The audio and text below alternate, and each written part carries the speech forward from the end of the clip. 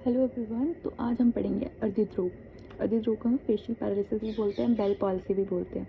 इसकी निरुक्ति जो माधव निदान ने दी है वो है अर्दित्य नीलो वक्त्रम अर्दितम जन्यत। तो इसको माधव निदान ने दिया। इसका मतलब जो हमारी इस व्याधि में जो है मुख विक्रांता होती है, मुख का जो हाफ पार्ट है वहाँ पे पीड़ा हो जाती है, वो पैरालाइज हो जाता है, उसे अर्दित कहते हैं।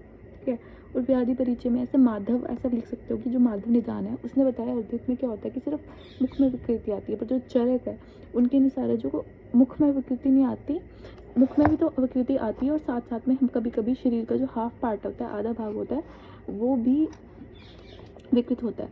ठीक है। तो इसको क्या बताते हैं हम, पक्षाघात। तो मुख से जिस आधे भाग में विकृति होती है उस आधे भाग में जो वहाँ के नेत्र है, आइज है, कान है, नासा है, ओष्ठ है, हनु है, वहाँ पर विकृति होती है। इसको मॉडर्न में बेल पाल्सी, फेशियल पैरालिसिस बोलते हैं। अब आगे इसके निदान इसके है कि जो सिर है वहाँ पर अत्यधिक मात्रा में जो भी भार उठाता है, मतलब फेस से जो भी ज़्यादा एक्टिविटी होगी वही उसके निदान है। भार उठाएगा, हंसेगा, वार्तालाप करेगा, ठीक है, ज़ोर ज़ोर से भाषण देगा, हंसेगा, ज़ोर से झिड़िम्पा करेगा, छींक मारते हुए वो अपना मुंह टेढ़ा कर देगा, खर रुक्ष पदार्थ का सेवन करेगा, जहाँ शयन करेगा वो जगह विषम होगी, अत्यधिक झिड़िम्पा, कठिन पदार्थों में अत्यधिक मतलब बड़ी कठिन पदार्थ खाएगा, उच्च स्वर में बोलेगा। और जो अगर कोई गर्भिणी है, कोई छोटा बच्चा है, कोई बालक है, कोई वृद्ध है, अगर उसका बहुत ज़्यादा रक्त कम हो जाएगा, अनीमिया हो जाएगा, रक्तक्षय होगा, तब भी अर्दित रोग होता है। फिर आता है इसकी संप्राप्ति चक्र पे जाते हैं हम सीधा। अब इस संप्राप्ति में चक्र में हम देखेंगे कैसे मैनिफेस्ट होता है। जो इस पहले तो मैंने बता दिया निदान, मुंह से जितनी भी एक्टिविटीज, हंसना, ऊंचे स्वर में बोलना, भार उठाना, मुंह छींकते हुए टेढ़ा हो जाना फेस, ये सब आ जाएंगे। इस निदान में क्या होगा, ये सब क्या करेंगे, वात को प्रकोप करेंगे। अब मैंने तो ट्रिक बनाया स्नेहल, मेरी फ्रेंड थी तो उसी से बनाया, मेरे को याद मतलब ये याद करते हुए वो याद आ गई। तो स्नेहल में जो एस से आएगा शीर, नासा, ओष्ठ, हनु, ललाट, तो ये सब कवर हो जाएंगे। तो जब वात का प्रकोप होगा तो वात क्या करेगा, सिर में जाएगा, नासा में जाएगा, ओष्ठ, हनु, इनकी जो संधियां हैं उनमें जाके व्याप्त होगा। व्याप्त मतलब स्प्रेड हो जाएगा। ठीक है। उनमें वो अपने गुण, रूक्षता वगैरह घरता लाएगा। उससे क्या होगा, मुख के जो हाफ पार्ट में विकृति आ जाएगी, तो अर्दित रोग जो होगा मैनिफेस्ट हो जाएगा। फिर हम देखेंगे अब अर्दित रोग के टाइप्स कितने होते हैं। तो अर्दित रोग के टाइप्स होते हैं 3, वातज अर्दित, कफत अर्दित, पित्तज अर्दित। तो ना ये थोड़ा ट्रिकी होता है। पेपर में जब हम पढ़ते हैं हम इतने सारे डिजीज़ पढ़ के जाते हैं कि हम ना कभी कभी ना भूल जाते हैं कि कुछ में 2 टाइप्स होते हैं, कुछ में 3। तो वो ना हम ऐसे क्वेश्चन पूछ के याद रख सकते हैं। जैसे टाइप्स ऑफ अर्दित कितने हैं, तो 3 है। ठीक है। टाइप्स ऑफ ग्रदसी कितनी है, 2 है। कौन कौन सी, वातज ग्रदसी और वात कफज ग्रदसी। ठीक है। और टाइप्स ऑफ पक्षाघात कितने हैं, 3 है, वातज, कफज और पित्तज। ठीक है। वातज अनुबंधज, कफज अनुबंधज, पित्तज अनुबंधज, ऐसे नाम है उनके। तो ठीक है। तो पहले आप संप्राप्ति चक्र देख लेते हैं। तो दोष में ये वात होगा ऑब्वियसली। इसके साथ फिर दूष्य में कौन आएगा, रस, रक्त, सिरा, मांस। और वात में कोई भी आ सकता है, जैसे वातज अर्दित है या कफज अर्दित है तो हमने कफज भी लिख सकते हैं, पित्तज भी लिख सकते हैं।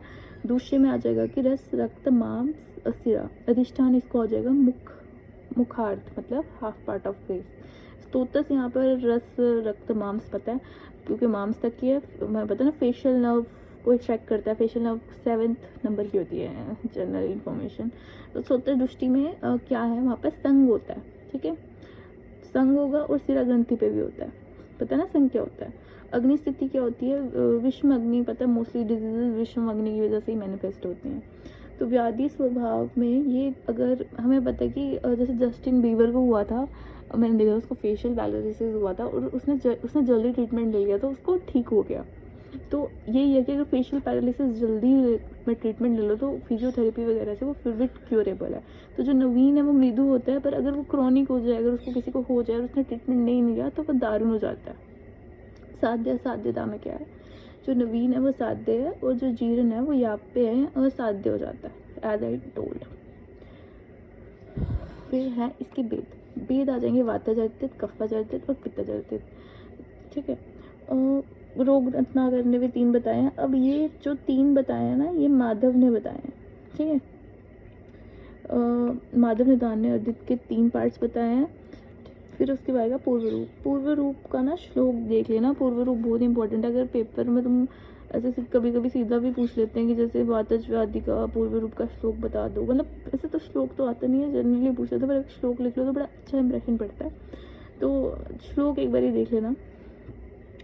यस्य अगर्चो रोमहर्षो वेप्थो नेत्र आविलम वायु ऊर्ध्व त्वचि स्वापस्तोदो मन्या अनुग्रह। इतना काफ़ी है, ठीक है।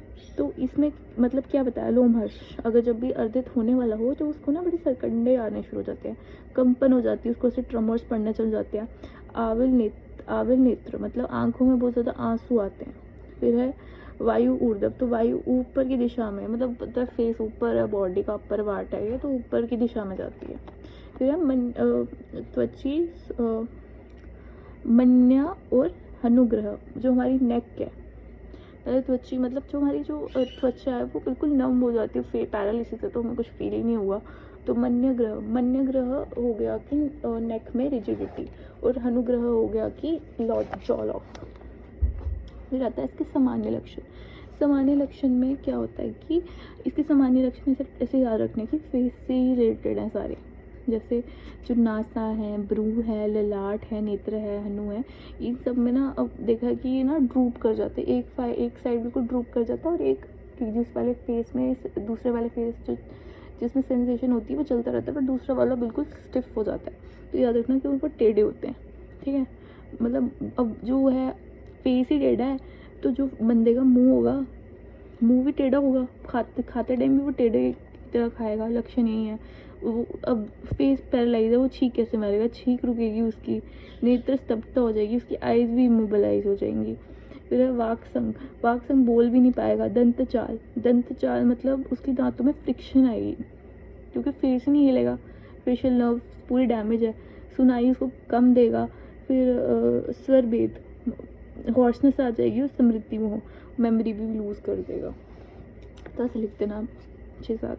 तो वातज व्याधि में क्या है, वातज व्याधि के लक्षण 2-3 थोड़े बहुत लिख देना, कि जैसे हमें पता है ट्रेमर्स, डिफवाक ग्रह शूल वात में ही होती है, ठीक है। व्यथा शूल दोनों वात में होती है। ओष्ठ शोध भी वात में होता है। हनुग्रह इंपॉर्टेंट है, हनुग्रह तो लिखना, हनुग्रह लिखना, ओष्ठ शूल लिख देना, वाग्रह कंपन लिख देना। जब पित्त अर्दित, पित्त में पता है ना, मैं तृष्णा मोह ज्वर, इसमें तो क्या ही याद करने वाला, और मुख का पीला पड़ जाना। और लास्ट में है कफज अर्दित। कफज अर्दित में जो होता है, कफज अर्दित मतलब उसमें क्या होगा, कफ से रिलेटेड गाल, शीर एवं मन्या में शोथ। कफ में क्या होगा, शोथ और स्तंभ, ठीक है। स्टिफनेस आ जाएगी। सादे तो सारे इजी हैं। फिर साध्यता। अब जो मनुष्य बिल्कुल वीक है, हमने पढ़ा कि जो वीक है उनमें मतलब सब कुछ असाध्य है, तो बिल्कुल जो सीन हो गया, जो मनुष्य बिल्कुल वीक है, मतलब पतला है, अगर उसको कोई भी वातज डिसीज हो जाए, कोई भी मतलब जनरली, तो वो असाध्य ही होती है, तो वो असाध्य है। अगर वो नेत्र झपका भी नहीं सकता तब भी असाध्य है। अगर मैंने बताया ना, जैसे अगर कोई किसी को पैरालिसिस होता है, उसको इमीडिएट ट्रीटमेंट चाहिए, तो अगर वो 3 वर्ष से अगर पुराना अर्दित है, ठीक है, तो वो भी असाध्य है। मुख, नेत्र, नासा, उसमें अगर बहुत ज़्यादा सिक्रीशंस हैं तब भी असाध्य है। फिर है, और अगर बोल नहीं पा रहा, वो अस्पष्ट, हमें उसकी लैंग्वेज ही नहीं समझ आ रही, असाध्य। और शरीर और विशेष रूप से शीर का कपड़ा, मतलब ट्रेमर्स आना उसका, मतलब सीजर्स पड़ना, तब भी असाध्य। Thank you. अगर समझ आया है तो लाइक एंड सब्सक्राइब, अगर कोई क्वेश्चन है तो आप कमेंट सेक्शन में बता सकते हो।